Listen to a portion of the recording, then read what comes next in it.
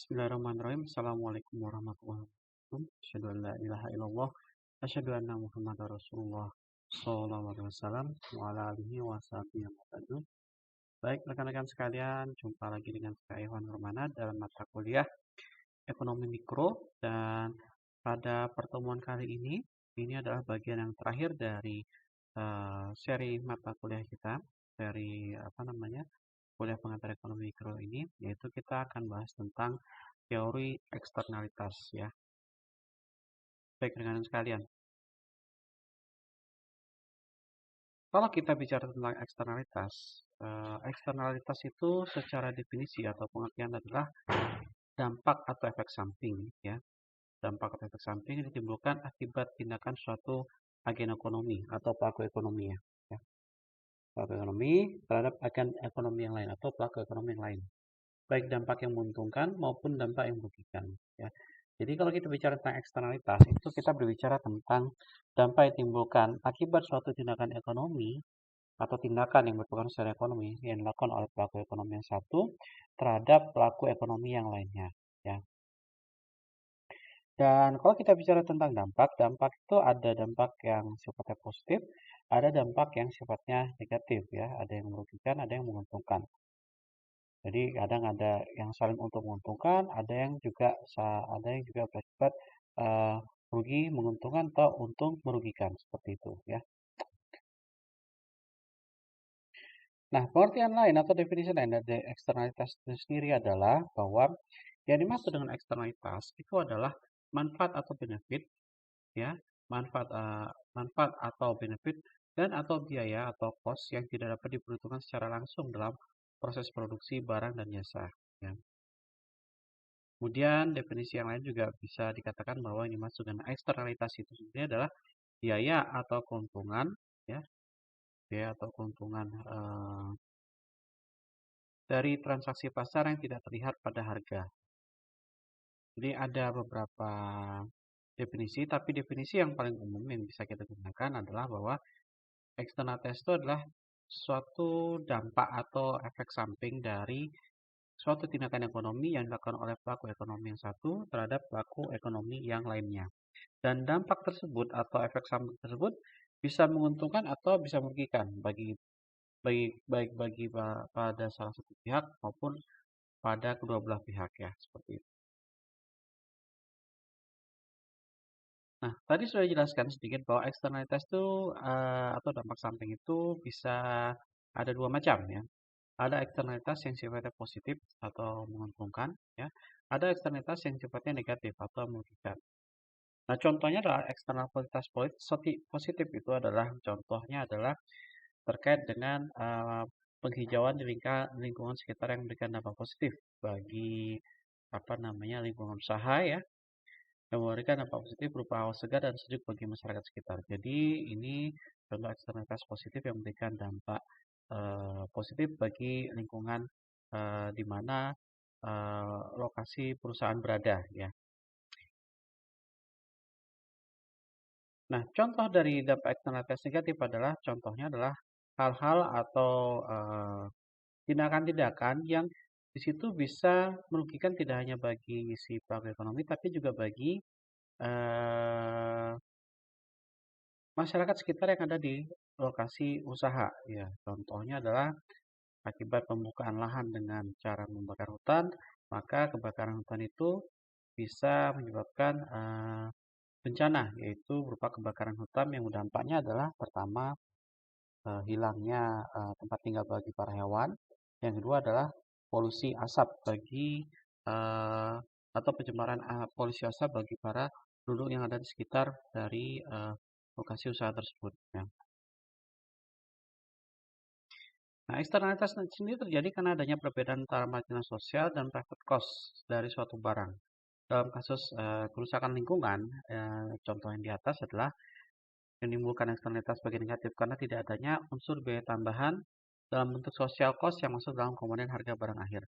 Jadi kalau kita mungkin rekan-rekan sekalian tahu yang namanya proses penghitungan harga atau proses costing dalam suatu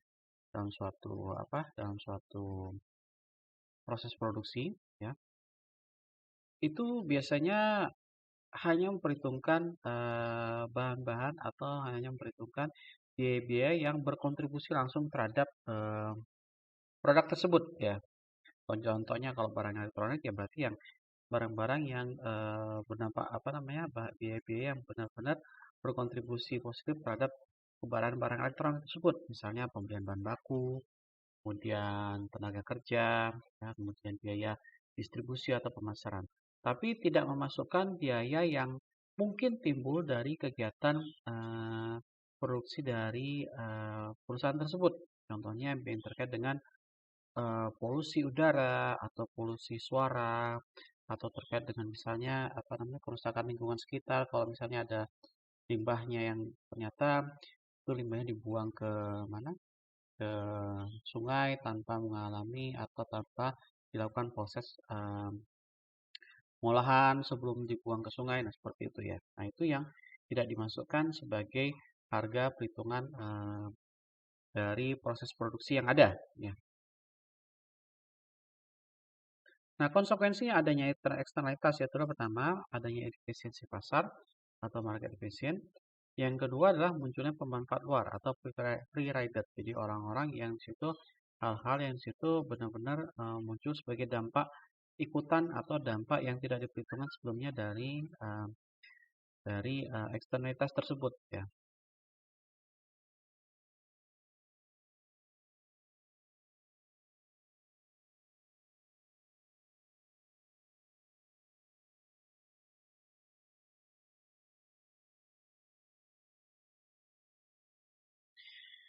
Nah, eksternalitas positif itu bisa juga berupa tindakan seseorang yang memberikan manfaat bagi orang lain, tapi manfaat tersebut tidak dialokasikan dalam pasar ya. Kegiatan dari beberapa orang menghasilkan manfaat bagi orang lain dan orang lain menerima manfaat tersebut, maka nilai sebenarnya dari kegiatan tersebut tidak diminum kegiatan pasar ya. Jadi contohnya eksternal positif itu adalah misalnya tadi yang terkait dengan penghijauan tadi ya. Nah, penghijauan itu kan akan memberikan dampak positif bagi lingkungan dan masyarakat sekitar dari tempat kita melakukan kegiatan usaha ya. Nah, tapi apakah dampak dari eksternal positif itu akan tercermin dalam harga pasar atau harga dari produk yang kita jual kepada konsumen? Kan tidak ya, karena kita sejak awal tidak memperhitungkan secara akuntansi atau secara keuangan bisnis tidak memperhitungkan apa namanya biaya eksternalitas yang harus di-cover dari produk tersebut ya. Nah, jadi biasanya biaya eksternalitas itu diambil dari kemampuan laba atau kemampuan profitabilitas dari suatu perusahaan. Nah, pada eksternalitas negatif apa namanya biaya yang dikenakan pada orang lain itu di luar sistem pasar sebagai produk dari kegiatan yang sifatnya produktif ya. Jadi yang kaitannya dengan hal-hal yang sifatnya negatif ya, rekan-rekan sekalian. Nah, kalau kita bicara eksternalitas dan dampaknya, maka eh, secara garis besar, secara umum, eh, pelaku eksternalitas itu ada dua, ya. Ada produsen dan konsumen. Nah, bagaimana pengaruhnya? Pengaruhnya bisa jadi mempengaruhi saling mempengaruhi antara keduanya, ya. Jadi bisa jadi produsen itu mempengaruhi konsumen, atau produsen itu mempengaruhi produsen. Atau bisa juga konsumen mempengaruhi konsumen atau konsumen mempengaruhi produsen. Jadi bisa terjadi di sini adalah timbal balik ya. Jadi antara produsen dan konsumen itu bisa jadi saling mempengaruhi satu dan lainnya ya.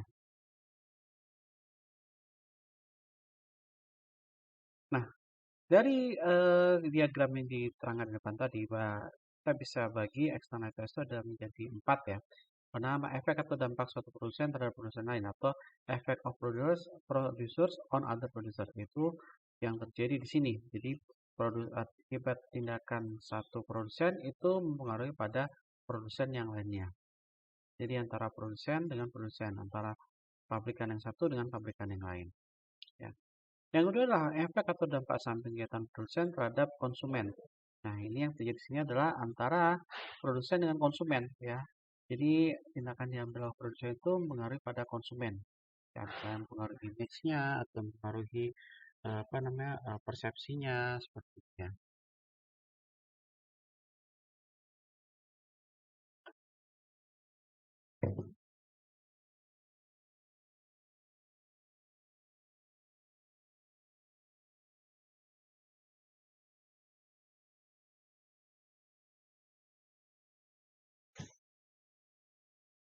Terus yang ketiga, efek atau dampak suatu konsumen terhadap konsumen, nah, atau efek on consumers on consumer. Jadi ini lebih kepada saling mempengaruhi antara konsumen dengan konsumennya, ya. Ya, seperti itu. Yang keempat adalah efek dampak dari konsumen terhadap produsen. Nah, dalam hal ini konsumen yang mempengaruhi produsen atau produsen dipengaruhi oleh konsumen, ya.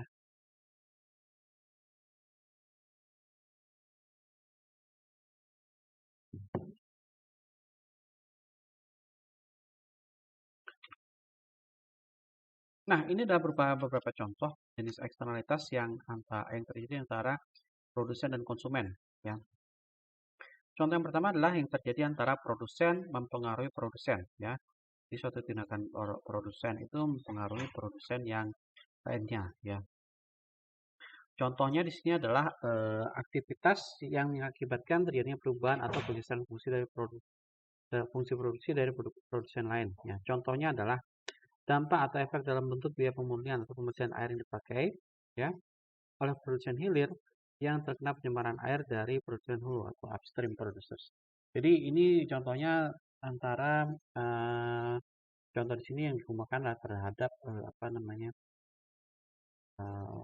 pencemaran air, ya, sekalian pencemaran air. Jadi pencemaran air itu kan sebelum limbah itu dibuang ke sungai oleh produsen itu kan harus ada proses pengolahan limbah. Jadi pengolahan limbah sebelum limbah itu bisa dibuang. Jadi ada ambang batas yang harus dipenuhi sebelum limbah tersebut bisa dibuang melalui aliran sungai. Nah, kalau ternyata sungai itu tidak hanya dipakai oleh sebagai sebagai sarana pembuangan, tapi kadang juga air sungai itu dipakai sebagai bagian dari produksi oleh produsen yang lain, maka pencemaran yang dilakukan oleh produsen yang ada di hilir itu seandainya tidak dibenahi atau tidak dilakukan penanggulangan dengan membuang limbah sesuai dengan ambang batas, itu akan mengaruhi produsen yang ada di hulu. Akibatnya adalah proses produksi dari produsen di hulu itu akan mengalami kendala atau mengalami permasalahan, ya. Nah, yang kedua adalah tipe dari produsen yang mempengaruhi konsumen. Jadi aktivitas yang merubah atau menggeser fungsi utilitas yang pemanfaatannya oleh rumah tangga. Contohnya, ya, eksternalitas yang terjadi dari produsen terhadap konsumen adalah polusi udara atau noise, ya. Akibat proses produksi yang situ menghasilkan polusi suara, ternyata polusi suara itu berakibat terhadap penduduk sekitarnya. Mungkin rekan-rekan bisa lihat banyak berita-berita atau kabar-kabar di media, ya, media online atau media elektronik maupun media cetak bahwa penduduk atau masyarakat setempat itu melakukan protes atau melakukan ketidaksetujuan terhadap pabrik, ya, karena akibat dari eksternalitas berupa polusi suara yang ditimbulkan dari kegiatan produksi. Ya. Kemudian contoh eksternalitas yang lain adalah mungkin daya tarik alam atau amenity karena tambang. Jadi kita tahu bahwa tambang itu kan prosesnya adalah melakukan atau mengubah tatanan landscape dari alam yang sudah ada, ya.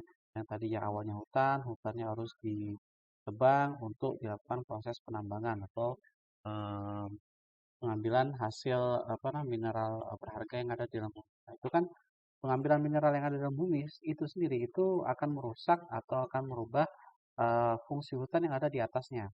Jadi mau nggak mau hutan yang ada di atas itu harus ditebang.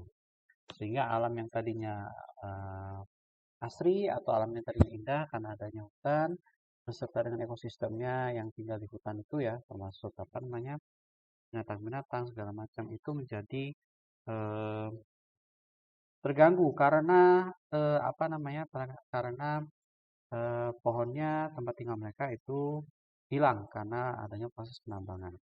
Kemudian contoh lainnya adalah bahaya radiasi, tapi bahaya radiasi ini bisa radiasi suara atau radiasi panas, ya. Bukan suara, radiasi panas, atau yang lebih bahaya lagi adalah radiasi eh, radiasi terkait dengan alat-alat tambang atau alat-alat yang sifatnya radiasinya tinggi ya, contohnya penggunaan radiasi nuklir ya, seperti itu.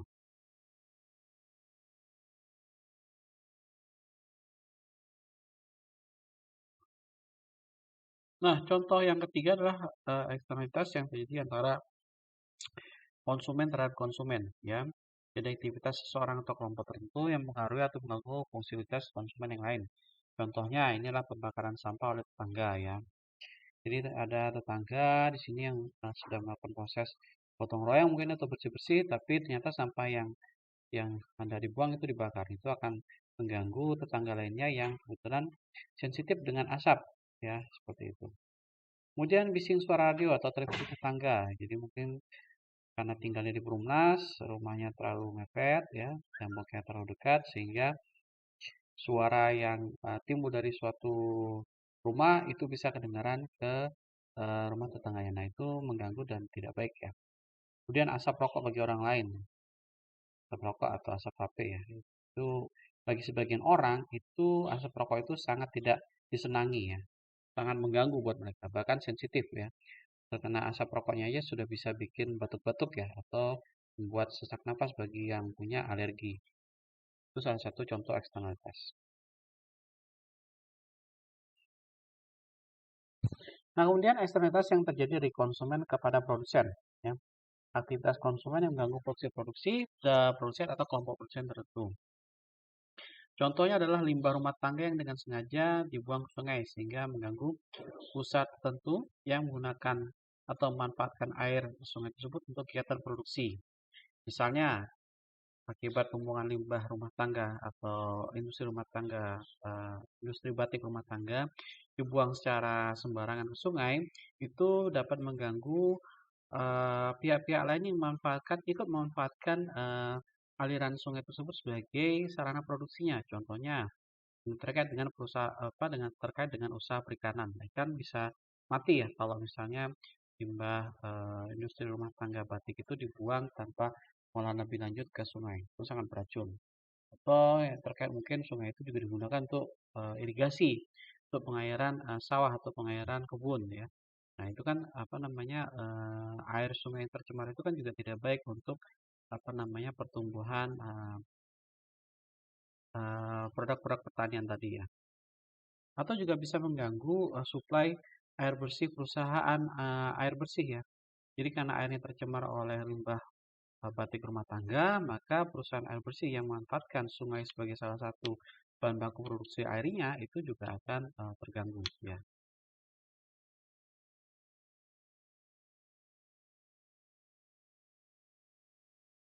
Nah, kalau kita bicara eksternalitas, kita juga tidak bisa menafikan bahwa eksternalitas itu juga timbul dari beberapa sebab ya.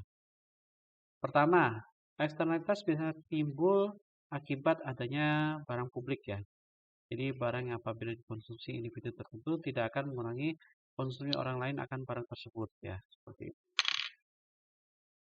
Kemudian sumber daya bersama.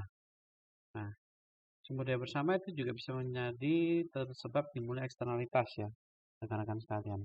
Karena kepemilikan atas sumber daya tersebut dilakukan secara umum tanpa adanya pengusaha pemilikan. Misalnya pemilikan atas sungai atau hewan buruan yang ada di hutan rimba. Sehingga apa namanya akibat eksternalitas dari sumber daya bersama ini kadang yang dilakukan oleh satu produsen itu ya akan berakibat atau berdampak negatif terhadap produsen lainnya. Contohnya itu tadi sudah dijelaskan ke depan, ada industri rumah tangga batik ya, industri batik rumah tangga, dia dengan secara sembarangan membuang limbah hasil pencucian batiknya tersebut ke sungai tanpa terlebih dahulu dinetralkan di pengolahan limbah pengolahan air limbah ya. Nah, akibatnya ketika mereka membuang hasil produksi limbah pencucian batik tersebut itu kan sangat beracun dan berbahaya bagi pihak-pihak yang memanfaatkan sungai tersebut untuk kegiatan ekonominya atau konsumsi. Contohnya masyarakat sekitar yang mungkin terbiasa menggunakan air sungai itu untuk mencuci atau memasak. Nah, adanya apa namanya kerusakan lingkungan atau kerusakan sungai karena adanya limbah dari industri batik rumahan tersebut menyebabkan air tadi tidak bisa dikonsumsi lagi untuk rumah tangga. Atau mungkin untuk yang punya usaha perikanan yang memanfaatkan air sungai, ya, itu tidak bisa lagi memanfaatkan air sungai sebagai salah satu sumber air untuk mengairi mengairi kolamnya atau mengairi tempat eh, peternakan ikannya, ya, seperti itu. Atau buat perusahaan air bersih tadi sudah jelaskan depan, ketika sungainya tercemar, otomatis kan air yang tercemar itu, sumber yang tercemar itu tidak bisa diolah menjadi air minum yang aman untuk dikonsumsi, ya, karena sudah tercemar oleh limbah pencucian batik rumah tangga, ya. Kemudian tempat timbulnya eksternalitas yang lainnya adalah contohnya adalah terkait dengan ketidaksempurnaan pasar, ya. Ini terjadi akibat partisipasi dalam hal tukar-menukar hak pemilikan, mampu mengaruhi hasil yang terjadi, ya. Biasanya ini terjadi pasar monopoli, ya. Contohnya ketidaksempurnaan pasarnya adalah pasar yang tidak sempurna adalah eh, barang-barang yang di situ dikuasai oleh pemerintah untuk kepentingan hajat hidup orang banyak, ya. Dan itu penguasaannya tidak diserahkan atau tidak dibagi kepada pihak swasta, tapi dibebankan kepada perusahaan pemerintah yang sifatnya di situ sebagai panjangan tangan pemerintah. Contohnya dalam hal ini adalah penjualan BBM yang dibatasi oleh Pertamina dan sebagian besar masih dimonopoli oleh Pertamina. Nah, itu menyebabkan timbulnya eksternalitas. Karena kita tahu dengan adanya monopoli itu akan menyebabkan banyak sumber daya yang terbuang. Karena dengan adanya monopoli itu otomatis kan tidak terjadi persaingan. Padahal persaingan itu akan berdampak positif bagi konsumen, ya. Konsumen akan punya pilihan, bisa membeli alternatif barang kalau misalnya di situ terjadi persaingan. Tapi kalau tidak terjadi persaingan, maka yang dirugikan dalam hal ini adalah konsumen, karena konsumen tidak punya tawaran atau punya hak pilih atau kesempatan untuk memilih produsen lain yang lebih menguntungkan bagi si konsumen.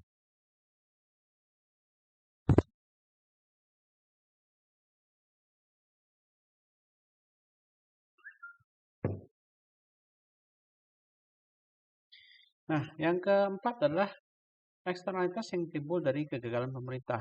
Nah, ini lebih kepada cenderung kepada kepentingan individual dan politik dari suatu golongan, ya. Yang mana pihak-pihak yang punya hubungan khusus atau punya akses eh, lebih besar kepada pemerintah, pemerintah punya kewenangan untuk mengatur segala sesuatu yang terkait dengan sumber daya. Sehingga akibatnya adalah apa? Eh, Akibatnya adalah terkadang dengan adanya kedekatan tersebut, dengan adanya preferensi tersebut, pihak yang diuntungkan adalah pihak yang punya akses terhadap pemerintahan. Padahal sementara bisa jadi orang yang tidak punya akses terhadap pemerintahan, itu dia bisa lebih efisien dan lebih ekonomis dalam melakukan kegiatan produksi tanpa adanya campur tangan dari pemerintah.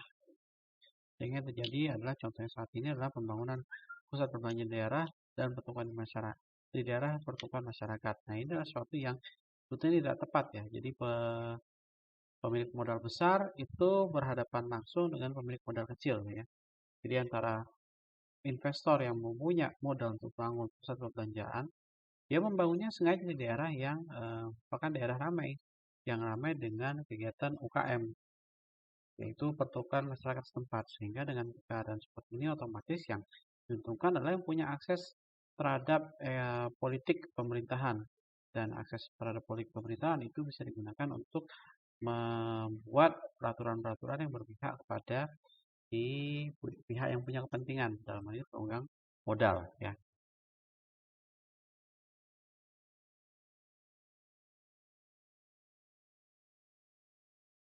Nah, dampak lain dari eksternalitas itu sendiri juga bisa dilakukan oleh penduduk terhadap lingkungan tempat tinggalnya.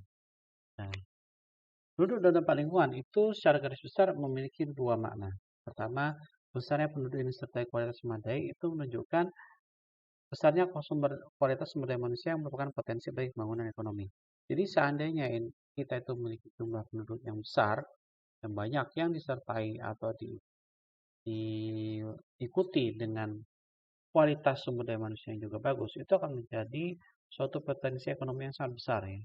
Akan menjadi pembangkit bagi perekonomian Indonesia. Nah, seandainya dalam suatu geografis ya, suatu negara penduduknya itu memiliki komposisi yang banyak dalam artian setiap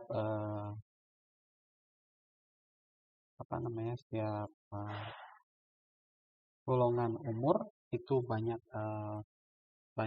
jumlahnya atau banyak komposisinya, maka itu bisa menimbulkan masalah lingkungan sosial. Contohnya ternyata eh, penduduk dengan usia senior atau usia lanjut usia ternyata lebih besar daripada jumlah penduduk dengan usia produktif. Nah, itu kan akan berbahaya bagi keadaan suatu negara. Nah, kenapa? Karena penduduk lanjut usia di sini itu biasanya disokong oleh um, oleh masyarakat yang berada di usia produktif. Sehingga kalau semakin besar jumlah penduduk usia lanjut, sementara jumlah penduduk usia produktif semakin kecil, maka otomatis beban beban pembiayaan pun juga akan semakin meningkat. Kemudian yang keempat dapat berdampak pada suatu wilayah dan global. Ya, pertama kaitannya sumber daya yang terbatas ya. Kemudian juga ada isu masalah distribusi sumber daya dan pendapatan yang tidak rata ya antara wilayah yang satu dengan wilayah yang lainnya ya. Nah, itu adalah tugas pemerintah untuk bisa menciptakan keseimbangan kesejahteraan. Jadi tidak hanya melulu berbicara tentang masalah moneter atau masalah UMR atau masalah UMP ya, tapi lebih kepada bagaimana barang-barang yang menjadi kebutuhan dari rakyat itu bisa tetap terbeli dengan harga yang terjangkau atau rendah. Mungkin dengan menggalakkan pertanian atau memberikan subsidi yang besar pada pertanian, itu kira-kira.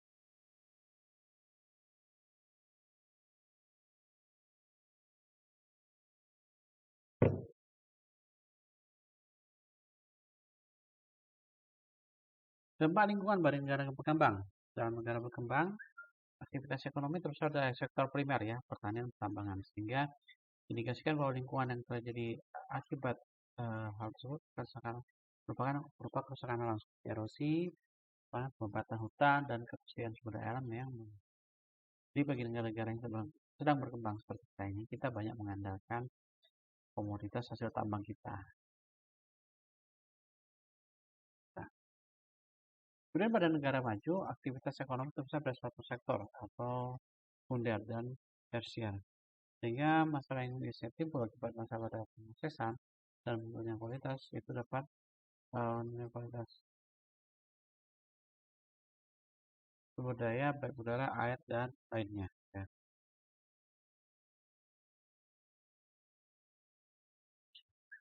Nah, para ahli sendiri sudah memikirkan ada beberapa alternatif atau cara untuk mengatasi eksternalitas yang sifatnya negatif tadi ya.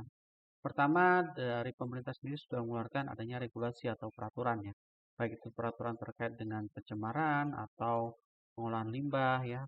Yang intinya menjaga lingkungan agar tidak tercemar oleh kegiatan produksi dari suatu usaha ya. Pertama, contohnya dengan memperlakukan standar gas emisi karbon kendaraan motor dengan standar minimal Euro 4 ya. Kemudian tentuan kendaraan harus lulus uji emisi gas buang untuk perpanjangan pajak tahunan. Atau misalnya ketentuan untuk melakukan pengolahan air limbah sebelum dibuang atau sebelum dialirkan melalui sungai. Jadi boleh dialirkan melalui sungai tapi harus mencapai batas kadar maksimal berapa unsur-unsur atau kimia-kimia racun yang boleh terbawa dalam proses pembuangan tersebut.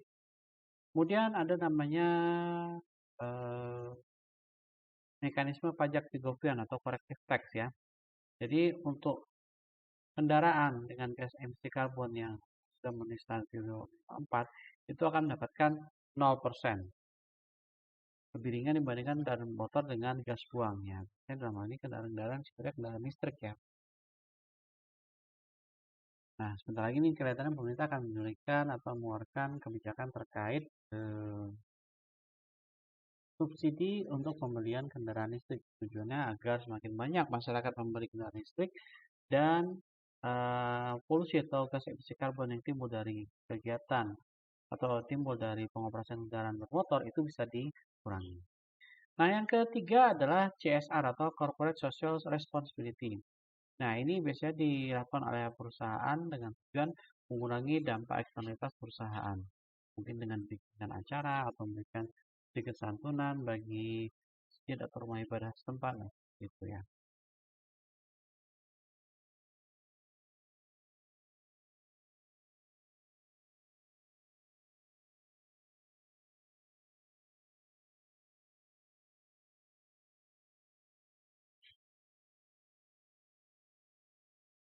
Nah, akhirnya sampailah kita di ujung perkuliahan kita dan kesimpulan yang bisa kita ambil pada pagi hari ini atau pada kali ini adalah pertama, eksternalitas itu adalah dampak yang timbul dari kegiatan ekonomi. Dan eksternalitas itu bisa sifatnya positif, bisa sifatnya negatif ya. Tergantung bagaimana kita menyikapi dan tergantung bagaimana perusahaan menanggapi atau menindaklanjuti atau menanggalangi eksternalitas yang timbul dari kegiatan usaha mereka. Yang kedua adalah hubungan eksternalitas dapat terjadi antara produsen dan konsumen, antara produsen dengan produsen, antara konsumen dengan produsen. Ya. Kemudian yang ketiga terkait dengan pengendalian terhadap limbah pencairan tersebut, maka eksternalitas perlu dikendalikan guna menjaga keseimbangan alam dan hidup.